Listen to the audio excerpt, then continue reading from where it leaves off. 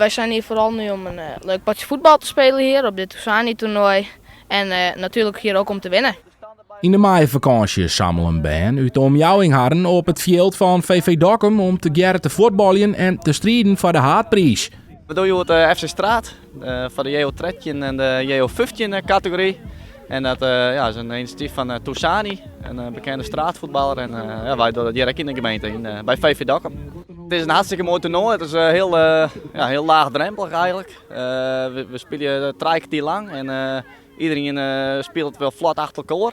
Dus als de wakker scoort, dan is het gelijk, dan haast het won. En dan komt er een oor team in. Dus een mooi systeem is het wel. Dat leeft ook wel bij de band. Dus dat is ook wel mooi van, hey, komt Toussani. Nou, die is er helaas net. Maar als ze winnen, dan gaan ze naar de play-offs in Utrecht. De bekende voetbalinfluencer Soufiane Toussani zet hem al jaren in voor het jongere voetbal en is voor een soort jeugd een vertrouwd gezicht.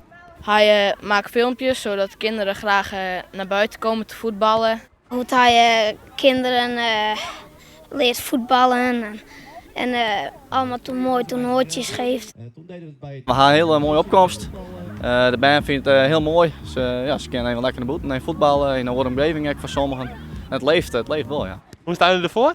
Ja, we staan niet laatste of zo, maar er staat nog maar 1 team eerste met 2 punten. Dus ja. Wat gaat er nu gebeuren? Waar mogen jullie heen? Nu mogen we naar Utrecht. Daar heb je eigenlijk weer wedstrijdjes, maar dan wat tegen betere teams.